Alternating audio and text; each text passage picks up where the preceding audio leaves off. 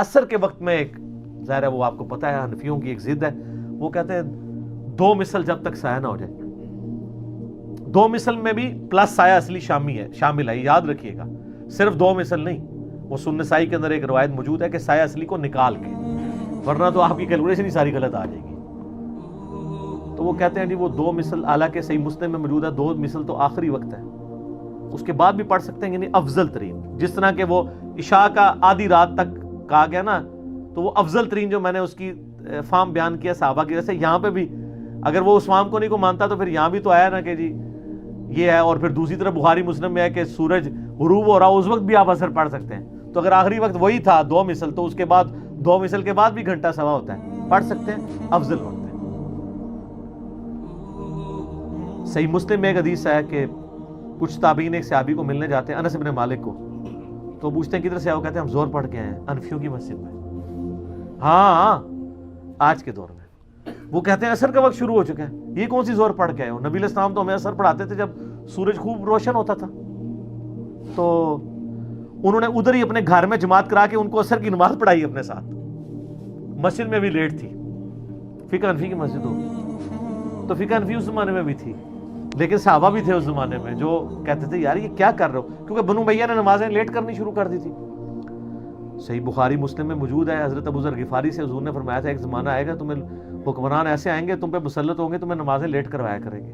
کہا یا رسول اللہ کیا کروں؟ فرمایا تم اپنی پڑھ لیا کرنا، بعد میں ان کے ساتھ بھی پڑھ لینا، وہ تمہاری نفل شمار ہو جائے گی، اپنے وقت میں پڑھ لیا کرنا. ان کے ساتھ اس لیے پڑھنا کہ وہ غدار وطن ڈکلیئر کر دیں گے تمہیں، ظاہر ہے وہ ملوکیت تھی نا. یہ آل امیہ جب نمازیں لیٹ کیا کرتے تھے تو صحابہ کرام اشاروں سے ہی نماز پڑھ لیا کرتے تھے. یہ جمعے اتنے لیٹ کر دیتے تھے، جمعہ جا کے عصر کے وقت میں پڑھتے تھے. جس طرح آج کل ہمارے جیلوں میں کئی مسجدیں 3 بجے جمعہ ہو رہا ہوتا ہے، 2:45 ہو رہا ہوتا ہے، حالانکہ 2:55 میں عصر کا وقت شروع ہو گیا ہوتا ہے. عصر کا جو ہے وہ مغرب تک ڈلے کر دیتے تھے. حالانکہ واضح حدیث ہے. میں یعنی جو چند چیزیں میں نے شروع میں جو اسٹڈی کی نا 2008 میں، اس میں ایک عصر کی نماز کا اختلاف بھی تھا. آپ ایمانداری سے بخاری سے لے کے ابن ماجہ تک ساری حدیث کی کتابیں کھول کے عصر کا وقت دیکھیں کون سا صحیح ہے. وہ وہی ہے جس کو اہل حدیث فالو کر رہے ہیں، بلکہ حنفیوں کے علاوہ سارے اسی کو فالو کرتے ہیں. سعودی عرب میں بھی چلے جائیں وہی فالو ہو رہا ہے. اس لیے آپ جب وہ سلیکٹ کریں نا نماز ٹائمنگ تو وہ شافعی والا سلیکٹ کر لیا کریں. وہ شافعی والا جو ہے نا وہ حدیثی ہے اصل میں. بخاری مسلم میں واضح حدیثیں موجود ہیں. صحابہ کرام کہتے ہیں کہ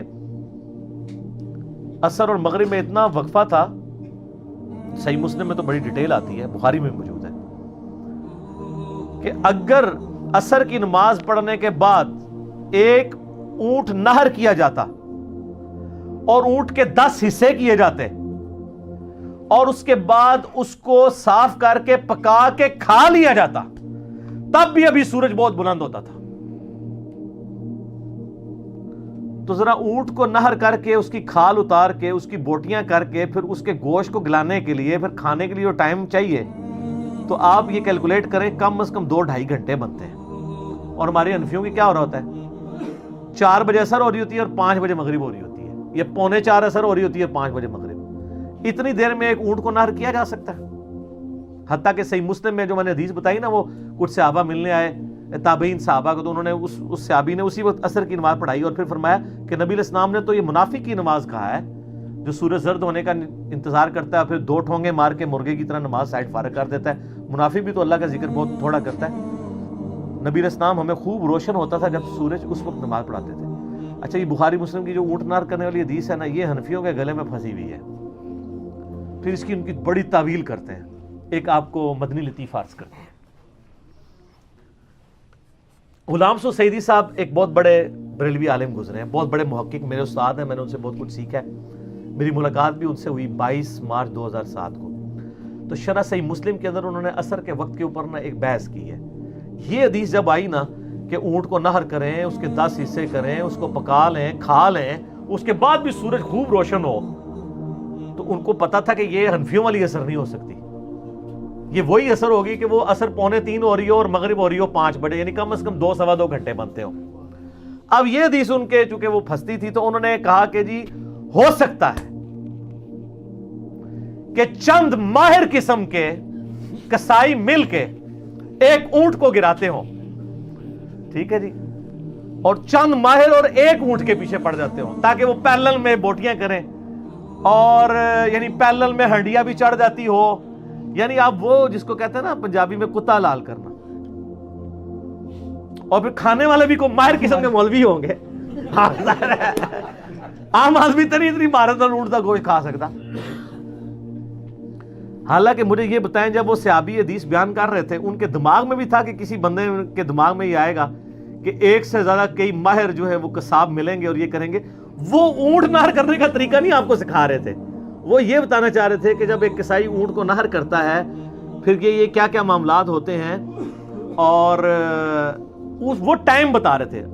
حتیٰ کہ البتہ امام مالک میں آپ کو یہاں تک ملے گا کہ عصر اور مغرب میں اتنا وقفہ ہوتا تھا کہ کوئی شخص پیدل 15 میل کا سفر آلموسٹ کر سکتا تھا.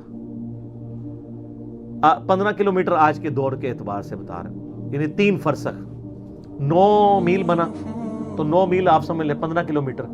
15 کلومیٹر پیدل سفر کرنے کے لیے ایک عام آدمی پیدل جو سفر کرتا ہے, کوئی تیز سے تیز بھی چلے نا 8 سے 10 منٹ تو اس کو 1 کلومیٹر کے لیے چاہیے نا.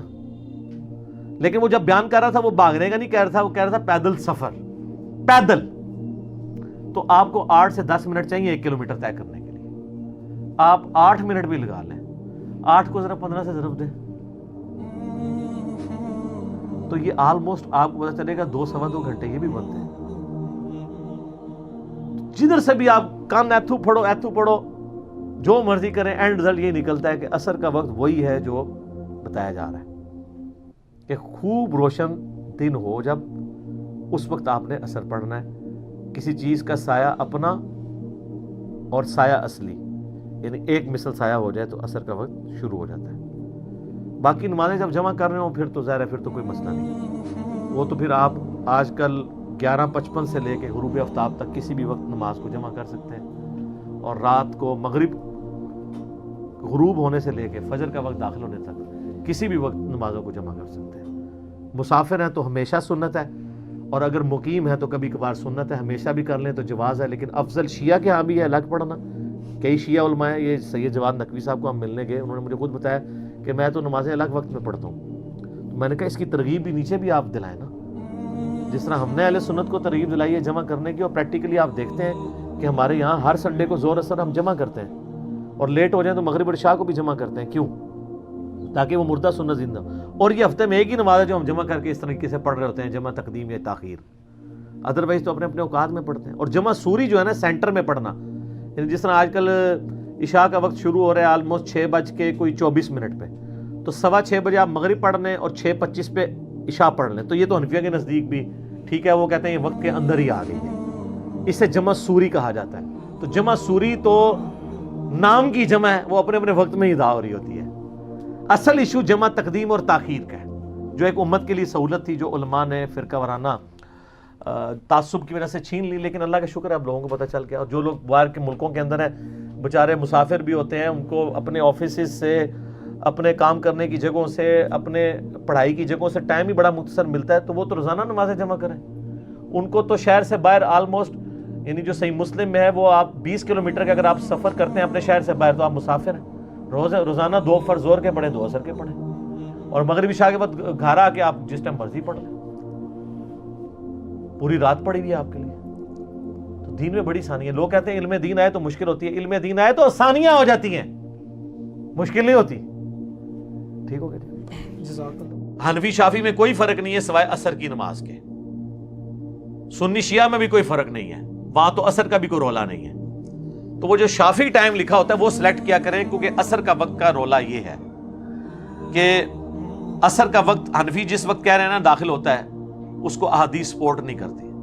بخاری سے لے کے ابن ماجہ تک مین سٹریم کی ساری کتابیں پڑھ لیں, عصر کا وقت نبی علیہ السلام کا وہ وقت ہے جس وقت اہل حدیث پڑھ رہے ہیں یا حرمین میں پڑھی جاتی ہے. بخاری مسلم دونوں میں حدیث ہے. صحابہ کرام کہتے ہیں کہ عصر کا نماز کا وقت اور مغرب تک جو فاصلہ ہے وہ اتنا ہوتا تھا کہ ہم لوگ عصر کی نماز پڑھنے کے بعد اونٹ نہر کرتے, اس کے 10 حصے کرتے. سر کھال بھی اتارنی, اسے بھی کرنے ہیں اونٹ کے, بلی کے نہیں, اونٹ. 10 حصے کرتے, پھر ان کو پکاتے, پھر کھا بھی لیتے, تو ابھی بھی سورج بلند ہوتا. تو یہ 2.5 سے 3 گھنٹے بنتے ہیں عصر سے لے کر مغرب تک. لیکن جب کسی نے نہیں ماننا تو غلام رسول سعیدی صاحب نے شرح صحیح مسلم میں نا اس کی تعبیر, یہ حدیث تو ان کے گلے میں اٹکتی ہے, وہ کہتے ہیں ہو سکتا ہے کہ 1 سے زیادہ ماہر کسائی ملتے ہوں. ایڈی وڈی کہانی صحابی دے دماغ ہی سی, جڑا صحابی یہ دس رہا سی ٹائم کیلکولیٹ کرنے واسطے, وہ یہ دس رہا سی کہ 100 بندے مل کے ایک اونٹ ٹاندے ہون گے, پھر تو سر ادھے گھنٹے بھی سارا کچھ کر لین گے. لیکن ہنڈیا پکانے میں کوکر تو نہیں تھا نا, وہ ٹائم چاہیے, وہ کتنا ٹائم کٹاؤ گے. تو جب آپ نے نہیں ماننا تو کہتے ہیں کئی ایک ماہر کسائی ملتے ہوں, جبکہ صحابی یہ بتانا چاہ رہا تھا کہ نہر کرنے کے بعد گوشت بنایا جائے, وہ اس کا ٹائم کیلکولیٹ کر رہے تھے. ٹھیک ہے, جس طرح صحیح مسلم میں حدیث ہے, عمر بن عاص نے کہا تھا کہ میری قبر پہ اتنی دیر بیٹھے رہنا جتنی دیر ایک اونٹ کو نہر کر کے اس کے گوشت کو تقسیم کیا جاتا ہے. ٹھیک ہے, وہ تو یہ نہیں ہے کہ ماہر کسائی ملے اور 15 منٹ بعد آپ قبر سے اٹھ جائیں, یہ تو نہیں بتانا چاہ رہے تھے, وہ 2, 2.5, 3 گھنٹے کا پیریڈ بتانا چاہ رہے تھے. تو میں نے اس کو ساتھ عصر کے وقت کے حوالے سے کلیئر کر دیا کہ اس میں حنفیوں کا مسئلہ یہ ہے. باقی نماز کی وہ ڈیجیٹل ٹائمنگ ایک جیسی ہے, حنفی ہو یا شافی ہو.